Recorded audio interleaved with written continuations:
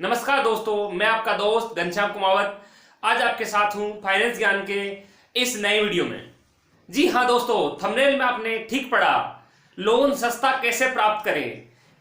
आज हम इस वीडियो में यही बात करने वाले हैं कि हमें लोन सस्ता कैसे मिल सकता है और उसके लिए हमें क्या तैयारी करनी होगी जिससे हमें लोन सस्ता मिल सके।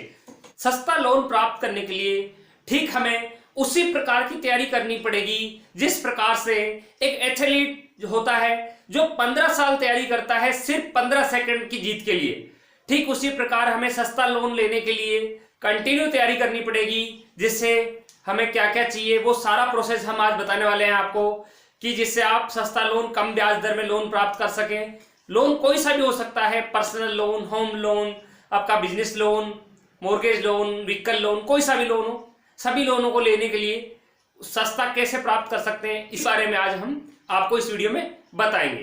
दोस्तों, इसके लिए सबसे पहले आपको ये करना है कि आपको जो भी आपके डॉक्यूमेंट्स हैं जिनको प्रॉपर करना है, जैसे मान लीजिए आपका पैन कार्ड, आधार कार्ड, उनमें आपके नाम, डेट ऑफ बर्थ सही आ रही है नहीं आ रही है, ये सारी चीजें, आप अभी कहाँ रहते हैं, वहां का एड्रेस प्रूफ आपके पास क्या है, तो ये आपके पास सारे डॉक्यूमेंट्स प्रॉपर होने चाहिए। केवाईसी में एक आपका आइडेंटिटी प्रूफ होता है, एक आपका एड्रेस प्रूफ होता है। ये आपके पास दोनों प्रॉपर होने चाहिए, आपके नाम बराबर मैच होने चाहिए, आपकी डीओबी चेक कर ले, क्योंकि बहुत सारे लोगों को क्या होता है कि डेट ऑफ बर्थ में मिसमैच आता है, कई लोगों का एड्रेस अलग होता है, कोई कहाँ पे रहता है उसके पास वहां का एड्रेस नहीं है, दूसरी जगह एड्रेस होते हैं, तो वहां भी हमें दिक्कत आती है। इसलिए आप अपने केवाईसी को प्रॉपर तैयार करें, उसमें कोई भी तरह की त्रुटि नहीं होनी चाहिए, वो प्रॉपर होने चाहिए। सबसे पहला काम आपको ये करना है। दोस्तों, इसके बाद में आपको अपने एजुकेशनल के जो भी डॉक्यूमेंट है उनको भी आपको तैयार करना है। किसी के पास कभी देखते हैं कोई डॉक्यूमेंट नहीं है, कोई मार्कशीट नहीं है, कोई और नहीं है, तो आप इन डॉक्यूमेंट्स को, जो एजुकेशनल के जितने भी डॉक्यूमेंट्स है, किसी ने मास्टर डिग्री की है, किसी ने कोई प्रोफेशनल डिग्री की है, तो ये सारे डॉक्यूमेंट्स भी आपके पास होने चाहिए। कभी बैंक वाला मान लो आपसे कुछ मांगता है तो आप उनको दे सकें, इसलिए आप इनका भी एक सेट अपने पास बना के पहले से तैयार रखें। केवाईसी और एजुकेशनल डॉक्यूमेंट के बाद में जो अगला डॉक्यूमेंट आता है जो होता है ऑक्यूपेशनल डॉक्यूमेंट, कि आप अभी जो काम कर रहे हैं उसके संबंधित डॉक्यूमेंट आपके पास क्या क्या है। दोस्तों, इसमें हम दो अलग अलग प्रोफाइल की बात करेंगे। पहले बात करते हैं हम सैलरीड प्रोफाइल की, जो बंदे सैलरी पे जॉब करते हैं उनके लिए क्या क्या होने चाहिए। तो सबसे पहले तो उनके पास जब जॉब ज्वाइन करते हैं तो वहां का ज्वाइनिंग लेटर हुआ, अपॉइंटमेंट लेटर हुआ, तो ये होना चाहिए। उसके बाद में वो जहां भी अभी जॉब कर रहा है रनिंग में, वहां की सैलरी स्लिप होनी चाहिए। उसके बाद में उसके पास वहां के फॉर्म 16 होने चाहिए। और जब वो मान लो कि जॉब छोड़ता है तो वहां का उसका रिलीविंग लेटर होना चाहिए। और जो नई कंपनी में फिर ज्वाइन करता है तो वहां का उसके पास ऑफर लेटर और जो सैलरी स्लिप है वो सारे डॉक्यूमेंट होने चाहिए। तो इससे क्या होगा, अगर जॉब चेंज हो गई तो कंटिन्यूटी प्रूफ आ जाएगा अपने पास, और चेंज नहीं हो रही है तो उसके पर ईयर के डॉक्यूमेंट, सारे डॉक्यूमेंट अगर वो अपन संभाल के रखेंगे तो अपने लिए काम में आएंगे, क्योंकि इनको बैंक वाले मांगते हैं।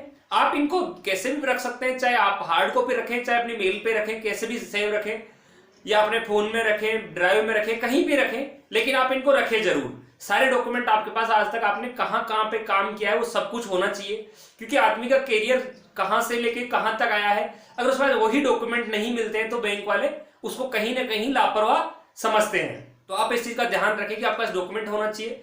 दोस्तों, इसमें आप एक चीज और ध्यान रखें कि आपने जॉब कब ज्वाइन की है उसका भी आपके पास डॉक्यूमेंट होना चाहिए, क्योंकि मैक्सिमम लोगों के पास देखते हैं कई कंपनियां क्या होती है कि अपॉइंटमेंट लेटर, ऑफर लेटर वगैरह देती नहीं है, तो उसके लिए दिक्कत होती है कि वो जॉब कब से कर रहा है ये होता नहीं है। तो आपको कंपनी में आईडी कार्ड मिला होगा, या फिर आप नहीं है तो एक बार बनवा लीजिए कंपनी से कि हमें कब से जॉब कर रहे हो।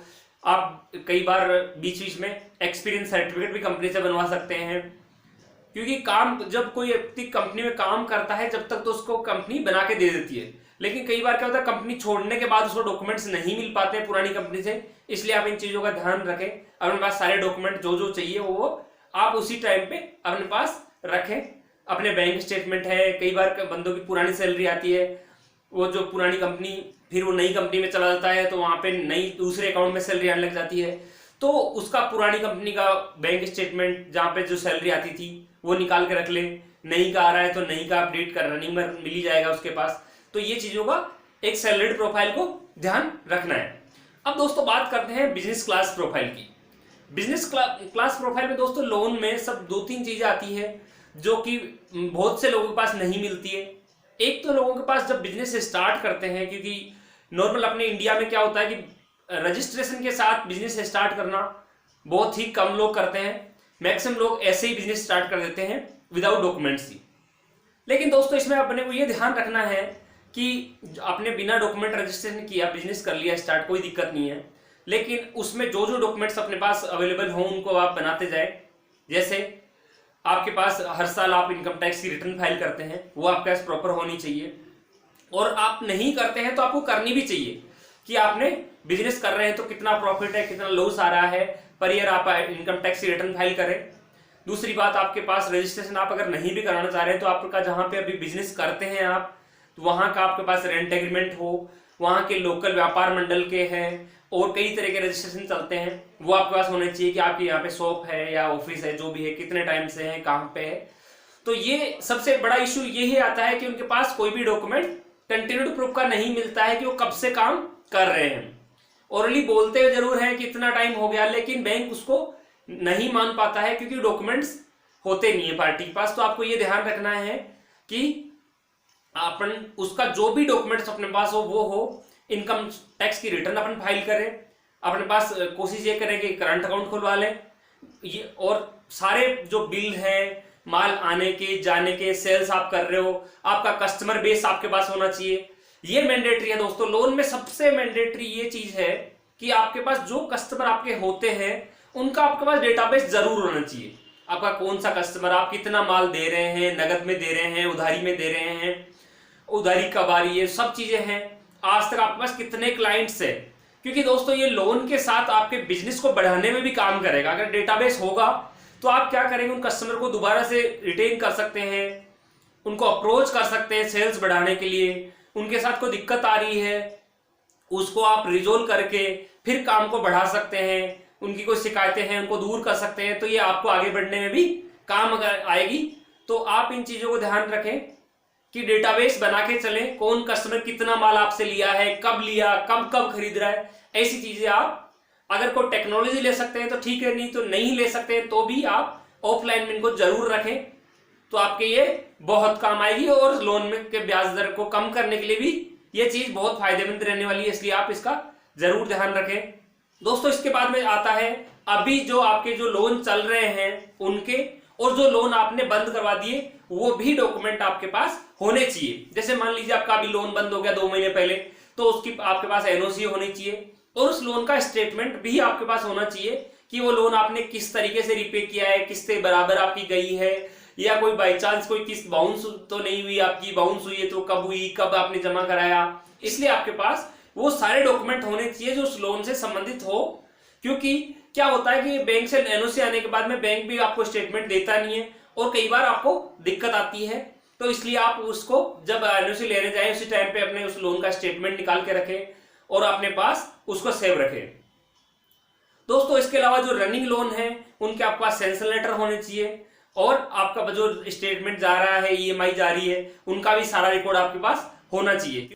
क्योंकि देखते हैं दोस्तों कि जब पार्टी लोन लेने आती है उसको जब बोलते हैं लोन के डॉक्यूमेंट चाहिए, उसके पास होते नहीं है, वो बैंकों में भागता है, चक्कर लगाता है और परेशान होते रहते हैं। इसलिए आप पहले से अगर ये चीजें तैयार रखेंगे, क्योंकि जब लोन देते हैं उस टाइम पे तो लोन के लेटर मिलते ही मिलते हैं, लेकिन पार्टी लेती नहीं है, बाद में परेशान होना पड़ता है। इसलिए आप इन सारे डॉक्यूमेंट को, लोन से संबंधित जितने भी कागजात हैं, जो लोन अगर क्लोज हो गए तो एनओसी है, आप जो चल रहा है तो उसका स्टेटमेंट है, सैंक्शन लेटर है, ये सारी चीजें आपके पास होनी चाहिए दोस्तों। इसके बाद में सबसे मेन जो फैक्टर होता है जिससे ब्याज दर कम आती है वो है आपका सिबिल स्कोर।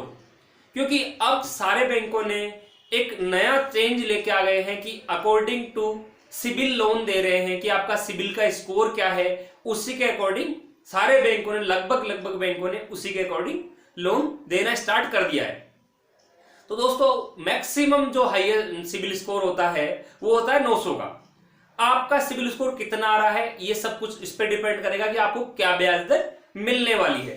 दोस्तों सिबिल स्कोर बहुत सारी चीजों से अच्छा कर सकते हैं, जैसे आपके जो भी लोन चल रहे हैं वो सारे लोन बराबर जा रहे हैं, नहीं जा रहे हैं, सबसे पहला ये देखा जाएगा।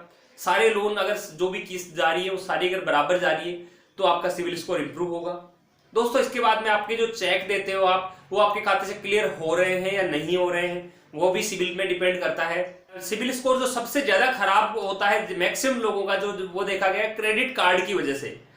दोस्तों क्रेडिट कार्ड की वजह से अगर आप उसको फुल लिमिट में यूज भी करेंगे ना तो आपका क्रेडिट स्कोर कम होगा।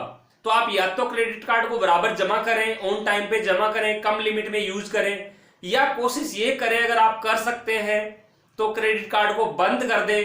क्योंकि क्रेडिट कार्ड एक ऐसी चीज है जो एक पाइपलाइन में छेद हो जाता है तो पानी आगे नहीं जाता है, उसी प्रकार क्रेडिट कार्ड भी एक आदमी की जीवन में छेद के बराबर है कि वो क्रेडिट कार्ड लेके साथ कम ही चल पाता है।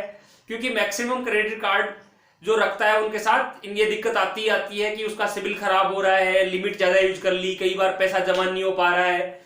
तो आप इन चीजों का से दूर रहेंगे तो ज्यादा बढ़िया है। क्रेडिट कार्ड तो स्पेशली अगर मैं रिकमेंड करूंगा कि दूर रहेंगे तो ज्यादा बढ़िया है। और अगर आप इन चीजों का सबका ध्यान रखेंगे तो आपका क्रेडिट स्कोर लगातार अच्छा होगा, आपका सिविल स्कोर अच्छा होगा, तो आपको कम ब्याज दर में लोन आराम से मिल जाएगा। लेकिन अगर आप ये तैयारी जो है आपको पहले से करनी होगी, क्योंकि आप ये सोचेंगे कि मेरे को आज लोन लेना है और मैं आज ही तैयारी कर लूं, तो ऐसा पॉसिबल नहीं है। क्योंकि आपको पहले से तैयारी करनी पड़ेगी। पहले से आप अगर तैयारी करके रखेंगे, ये सारे डॉक्यूमेंट्स प्रॉपर तरीके से रखेंगे, सारी चीजों का ध्यान रखेंगे, सिविल का स्पेशली सिविल का अगर ध्यान रखेंगे तो आपका लोन कम रेट में होगा, बिल्कुल कम रेट में होगा। आपको दूसरी बात, आपको लोन लेने में परेशानी भी नहीं आएगी। दोस्तों इसके अलावा आपको लोन लेते टाइम पे एक चीज और ध्यान रखनी है कि आप लोन किस बैंक से ले रहे हैं, उसका ब्याज दर क्या है, वो आपको कैसे ब्याज दर, कभी पुराने कस्टमर का ब्याज है जो बढ़ा रहा है, अगर मान लो कि बढ़ा रहा है, कंटिन्यूसली बढ़ा रहा है, तो वो आपको देखना पड़ेगा। दूसरी बात, उसके क्लोजर चार्जेस ले हैं या नहीं है तो कितने हैं, क्योंकि मैक्सिमम बैंक क्या करते हैं क्लोजर चार्ज लोन में कहीं ना कहीं ऐड करते ही हैं कि आप अगर लोन बंद कराने जाएंगे, फोरक्लोज कराने जाएंगे तो आपके चार्जेस हो जाएंगे। आपको लोन फिक्स में दिया जा रहा है या फ्लोटिंग में दिया जा रहा है, तो आप ये चीजें ध्यान देके आराम से अगर काम करेंगे तो आपका लोन जरूर सस्ता होगा। दोस्तों इस संबंध में अगर आपको अधिक जानकारी चाहिए तो आप हमसे भी संपर्क कर सकते हैं।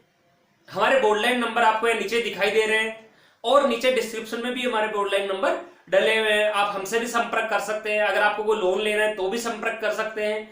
अगर आपको कोई जानकारी चाहिए, आप कुछ चीज समझना चाह रहे हैं तो भी आप हमसे संपर्क कर सकते हैं। दोस्तों इस वीडियो को आप जिन लोगों को जानते हैं उन तक जरूर फैलाएं, क्योंकि उनको भी अगर लोन लेना होगा तो वो भी इन चीजों का अगर ध्यान रखेंगे तो उनको भी अच्छा और सस्ता लोन मिल पाएगा। दोस्तों हमारे वीडियो को इतना शेयर, लाइक और कमेंट करने के लिए और वीडियो को ध्यानपूर्वक देखने के लिए हृदय की गहराइयों से आपका प्रेमपूर्वक बहुत बहुत धन्यवाद।